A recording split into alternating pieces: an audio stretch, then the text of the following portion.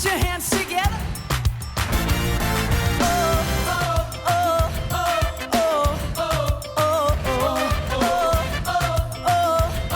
Hi, my name is Kimberly Adams, and I am your host of the Daughters of Zion talk show. The Daughters of Zion meets every Monday night in the beautiful sanctuary of Jesus People Church right here in 4400 Hickory Hill Road. We have an awesome show for you this evening, but before we get started, I'd like to introduce to you our distinguished guests for this evening. First, on my close left is Sister Jaleesa Balfour. Hello. Following Sister Jaleesa is Sister LaQuinta Neal. And last but not least, Minister Amber Crawford. Glory. Good evening, ladies. Hi. This is going to be an awesome show tonight as we begin the topic, the Proverbs 31 woman for the Millennials. Proverbs 31 woman for the Millennials. Before we get started, I'm going to give you a little background knowledge. Proverbs 31 is one of the awesome books in the Bible, and it was written by King Solomon. King Solomon, being the wisest man that there ever was, decided to give us a roadmap as to how we need to be, or we learn to be, in order to be awesome women of God. Sister LaQuinta, I'm going to have you begin with just an overview of what you think that you can learn or we can learn from the Proverbs 31 woman. Well, I think with this particular book out of the Bible, I think it just provokes us to be the best we can as women, just giving us all the leading steps up to how to be great in God's eye as a woman. It gives us the leading steps. I like leading steps. I like steps because steps lead to something. It takes us somewhere. And we learn from the Proverbs 31 woman that you have to be multifaceted. And what we learn now in this time here 2020, that we also have to be multifaceted as women. Sister Jaleesa, tell us, what makes a Proverbs 31 woman relevant for today's time? Well, what makes it relevant now is we have to keep those same core values as the Proverbs 31 woman. He was basically trying to describe a woman on how a woman should be, how they should carry themselves, how they should hold themselves in the house of the Lord, or just being as a Christian woman, or just a woman in the Holy Spirit, of how you should act and how you should be. And I know a lot of times in the new world, we want to change and do new things, but you still got to have those same core values as the Proverbs 31 woman. That's an awesome point. Minister Amber, I'm going to have you speak to the next question, because so many times we think that when we read books of the Bible or hear things in the Bible, oh, that's back in the day, that's olden times. But why is she so relevant today, the Proverbs 31 woman? Because just like you said, we can say that it's back in the day and those times, but just like our grandmothers lived back in the day, we still follow the principles that they had. So that's the same concept as the Bible. It was just written as a blueprint for us, not for us to deviate from it or create new rules and new instructions. It was for us to follow it. So I think that it's still prevalent today because it's still a model for us. It's still, like I said, it's still our word of what our grandmama should have taught us. It's, as Sister Jaleesa said, we don't come to church and be one person just to go into the world to be another person. So if you really do have those core values to know what it is to be a Proverbs 31 woman, you'll know to be that person on Monday, Tuesday, Wednesday, Thursday, Friday, Saturday, and Sunday, not just because the right crowd is around you to be that person. You'll be that person regardless of who is around you.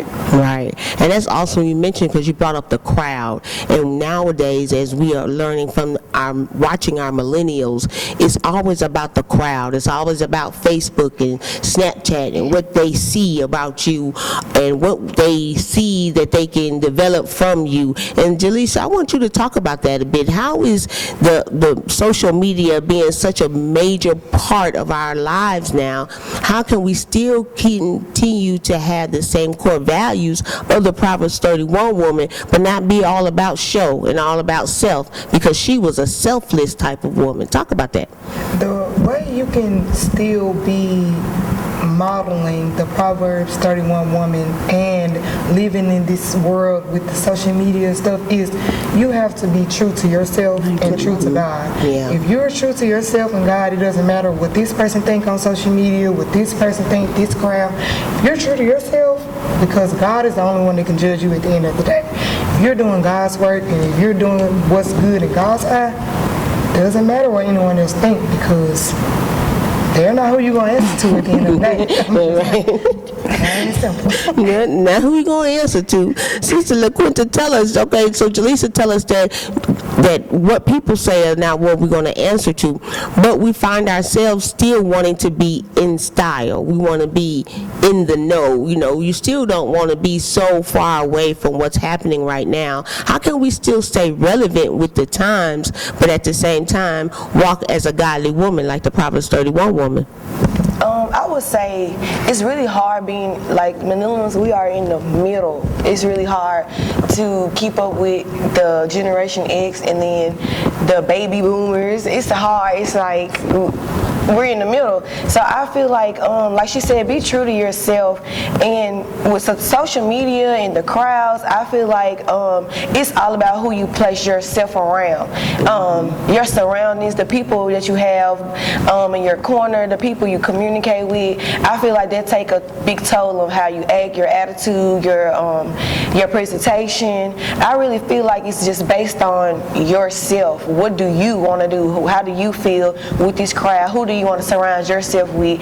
And trying to keep up with everybody is not a good look. So I would just say follow the road that leads you the best to model the woman from the Proverbs 31.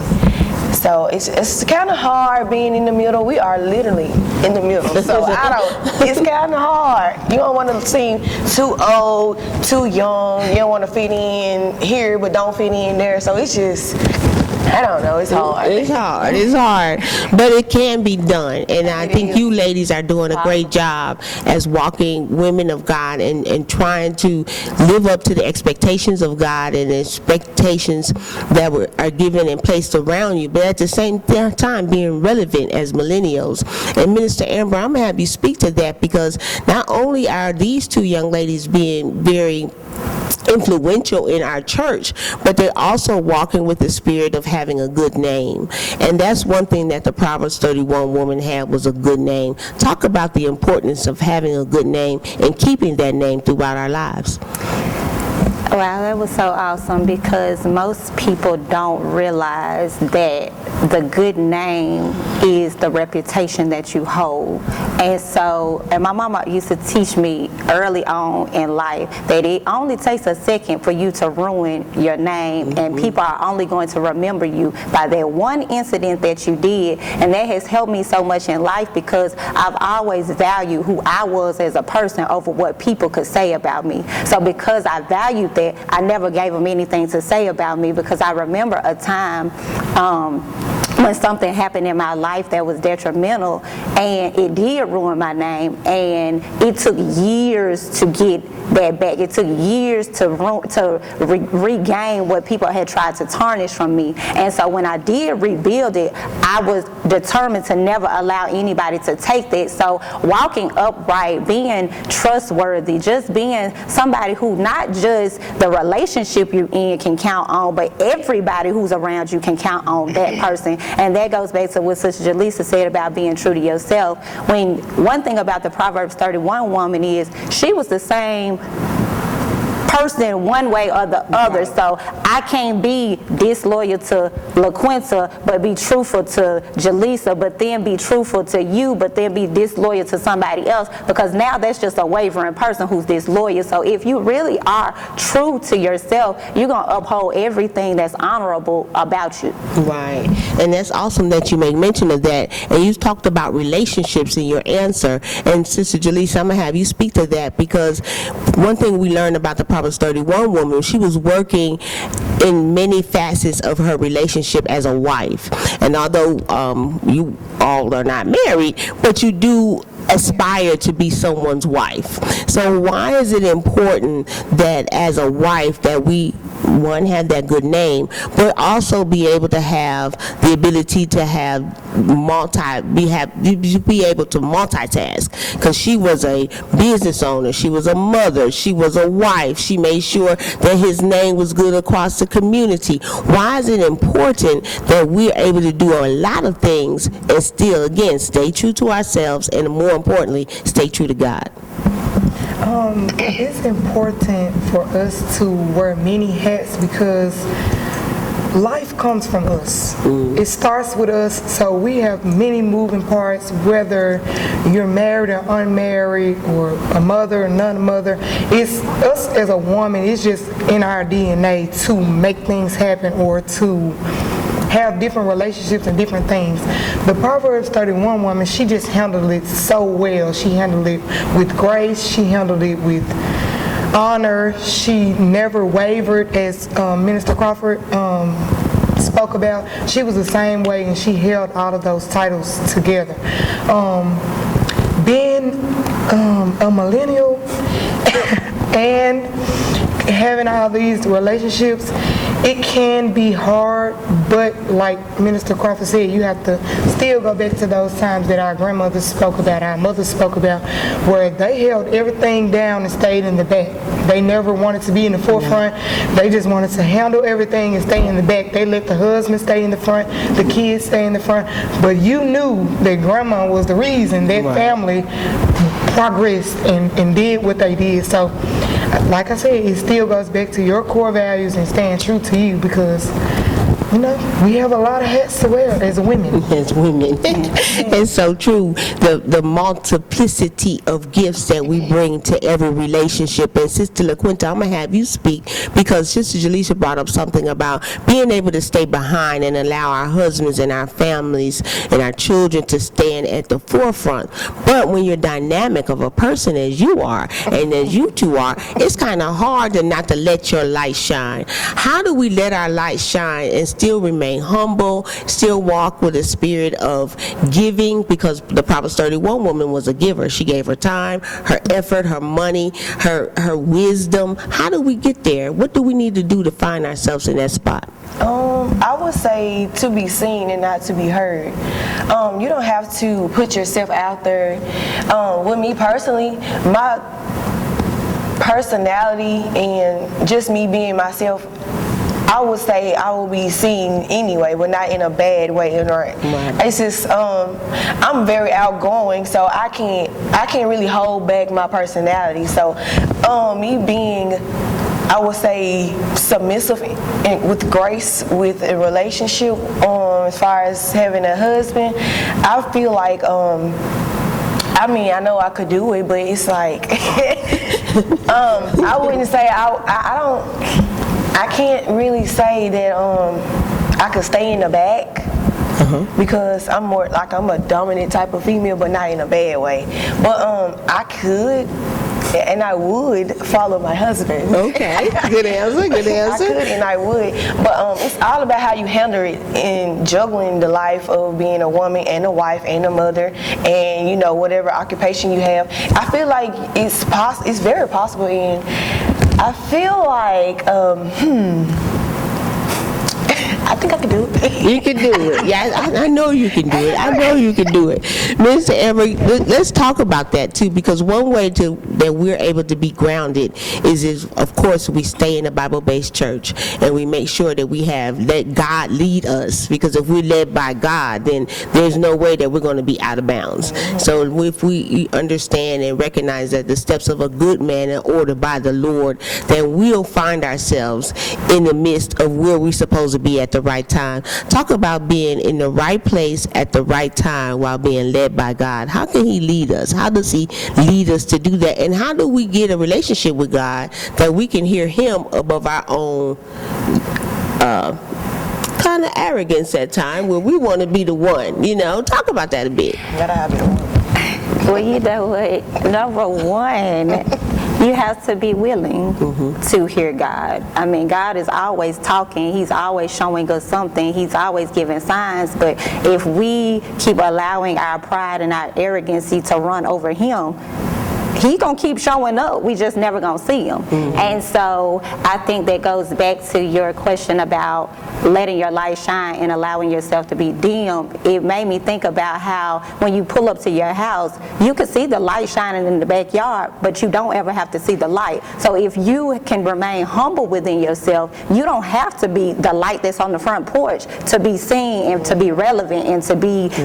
And so that gives you, if you understand your self-esteem, your self-worth, you can know, okay, you know what, God, you made me, you created me, so therefore I don't have to be rising to the top over somebody else. I know that wherever you place me in the line, that's where you should have me to be. So once you put that in your mind, you can understand God led me to this step, he led me to this step, he led me to this step, and I don't have to keep saying, well, you know what, God, you put Sister LaQuinta at number 100 and I want to be 103. Right. And so you won't keep overtaking. And that's, as in 2021, we struggle so much with the spirit of jealousy. And as women, we compete. But Proverbs 31, she never competed. It never said that she tried to outdo. It never said that she wore all these hats because she was trying to be better than the next person. Right. She was trying to be the best woman for herself. So if you try to uphold that good name for yourself and trust who God made you to be,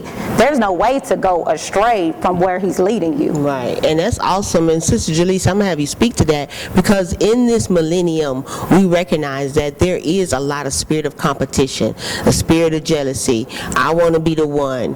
The competition spirit is like one guy in the world, and everybody want that one guy. It's like, can't nobody find nobody else. Everybody got to fight for this one guy. Why is that, and how can we even influence our friends, people around us, that, hey, there's a couple other guys in the world that we don't all have to fight over this one dude. Talk about that a bit.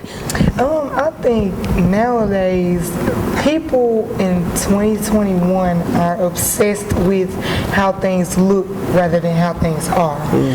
People be obsessing over this one guy because of how he looks on social media. He looks like he have money. He looks like he have everything together. But behind closed doors, he can be an abuser, a narcissistic person, ungodly person, don't even believe in God type of thing.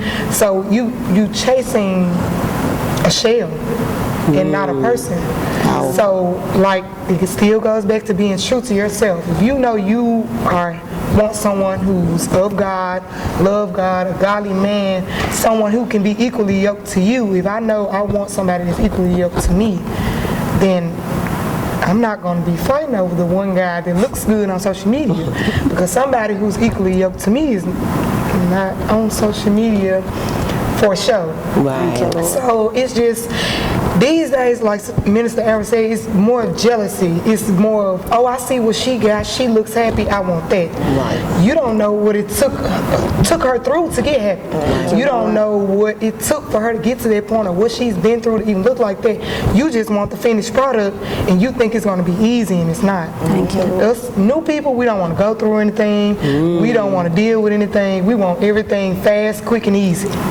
It's not never going to happen like that. Never. It's never going to happen like that. Sister LaQuinta, tell us, what do we need to do? What would you tell one of the women that are watching right now? Someone that's saying, hey, I'm 25, 26 years old, and look at these young ladies on the show. I want to have that same spirit. How did you get to the point of saying that I'm not going to be just out there doing everything? I'm not going to chase that one guy. I'm going to be in church. I'm going to do my best. How did you get here from wherever you started? How I ended up in the position where I'm in now is I told myself I wanted to make a change. It starts within yourself. You wake up and be like, I don't want to do this anymore. I want to make a change. I want to get closer to God. I want to experience new things. I want to be around a new surrounding. I want to feel loved in the body of Christ. You make your mind up for change, and I feel like when you become consistent and it becomes repetitive, where you do the same things that makes you happy and makes you comfortable, then it'll come with happiness. And with this church, it really brought me to where I'm at now. I feel more happy, rejuvenated. It's like a place of grace. It just feels good to be here. It feels good to be around everybody that's here. It's just like a breath of fresh air, like just waking up with your coffee and just feeling good. It's just like you really have to make a change within yourself. Like you say it, stick to it, and follow through with it. And it's not hard because of our age and what's going around us. It's not hard. It's just you have to know what you want for yourself. You have to know that this is what I want, this is what I'm going to do, this is how I'm going to move, these are the people I'm going to surround myself with. And you just got to make that change and stick to it. That's basically how you can get to where you want to be, just being consistent. Right, that consistency factor. And Minister, I'm going to have you speak to it because everybody wants something, but no one wants to work for something. Like Sister Jaleesa said, it's about being quick, fast, in a hurry. How do we get a spirit of patience to say, let God work it out through us in the midst of making sure that we do it one step at a time and always being consistent? How do we get there? Honestly, I could speak for myself. Going through some things will make you be patient. I mean, because God will put you in a point when you keep running from everything in your life to the point where the rug has to eventually move and you got to deal with everything that you keep running from. And a lot of times that's why we don't want to be patient, is because we don't want to go through. We don't want to have to endure. We don't want to have to wait for whatever it is that makes us have to pray. We don't want to spend time doing anything to put the effort in.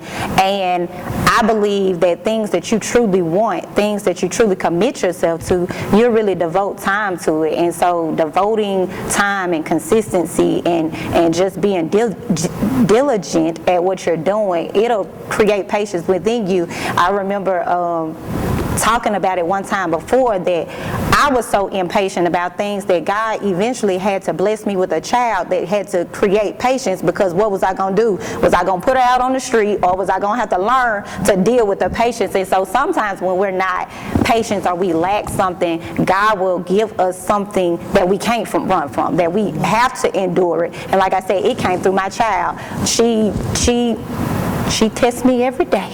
So every day I got to create patience. And when you learn how to deal with patience in one level of your life, you'll learn how to be patient with everything that comes. And that opens the door. That spirit of patience opens the door for growth and maturity to happen for all of us. And Sister Jaleesa, I'm going to have you speak about maturity and wisdom, because one thing about the Proverbs 31 woman, she was considered to be very wise.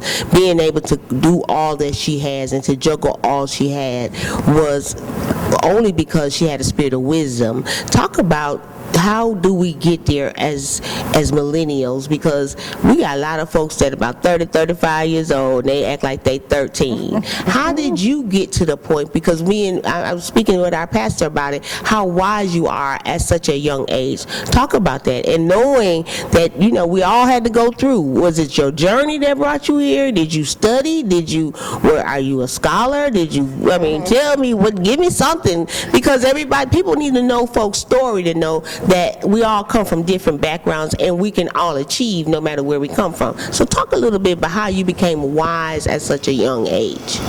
Well, like Minister Amber said, basically going through some things. Going through really changed my journey from my perspective and me. My story, just a little bit about me, being molested at 5 and 6 years old, it grows you up very fast. So having that innocence taken from me was like, I was already mature at a very young age. So from that point on, it kind of made me angry. So I grew up an angry child and just staying to myself. So being angry, I ran into a lot of problems. And even though I had a right to be angry, you don't want to be angry because you go through things. You don't want to become what you went through. Let me just put it like that. Right. No matter what you go through, you want to still have that grace. You want to still have the wisdom, the patience, like she said. So just being who I was and what I went through, it was just like I matured at a very young age, and instead of letting it turn me for bad, it turned me for good, because I realized what I didn't want to go through again, and God was the only one that I could really just hold on to. So God really just walked with me throughout my journey, and I thank Him for that. I don't regret anything I went through, because I'm grateful to be wise at 25 years old, because like you said, it's a lot of 30-year-olds, 40-year-olds that still doesn't have the wisdom that I have. Right. So I wouldn't change anything. Not saying that you necessarily have to go through bad things to get wise. You also can, like LaQuinta said, it's about your surroundings.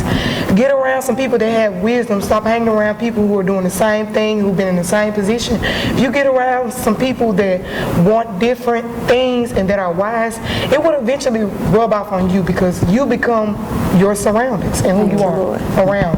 That's awesome, and an awesome testimony, because it breaks barriers, it breaks doors for people to know that we all can overcome everything. Sister LaQuinta, we only have a few minutes left. If you had to say something and leave something to everybody that's watching, what's the one thing you learned from Proverbs 31 woman that you want to leave to all those that are watching tonight?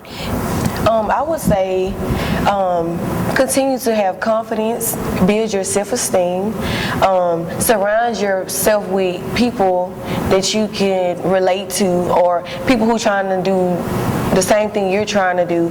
I would also say begin to pray more, create a better bond with God. If you don't have one, start one. And I just say stay true to yourself and be consistent with what you want to do. That's awesome. Minister, speak to the people that are listening, because we have everybody watching right now, all age groups, all ability levels. Talk about what you would want to leave with those that are watching you tonight about the Proverbs 31 woman.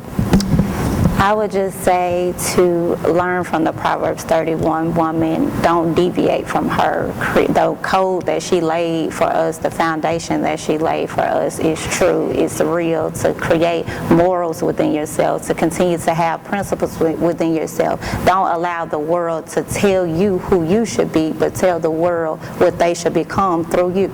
Amen. Awesome. And Jaleesa, we're going to let you tell somebody what you want to do to draw people in and say, hey, this is what I learned from Proverbs 31, and you can take this same thing that I've learned too. Tell them, leave them something about Proverbs 31 that's set with you.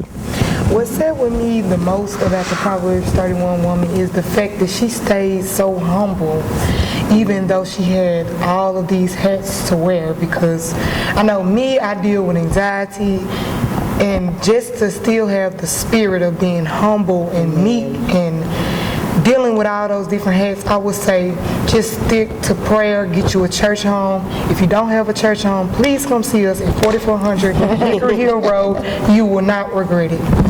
Thank you all, ladies. You are all so awesome. I'm so proud of you. I always wanted to lift you up even the more. I always want to be your midwife, the one that's standing behind you guys. I know God is going to do great things through you. I see you every Sunday, and I'm just so proud of who you have become. I remember when you started and where you are right now. So we thank God for allowing us to know the Proverbs 31 woman, to be able to walk with her, to understand who she is, and ultimately live the life that she lived us. You all continue to work, and like Sister Jaleesa said, find your Bible-based church. Make sure that you're surrounded by people that are going to uplift you, people that are going to do something for God with you. You all continue to be blessed. Come on. Put your hands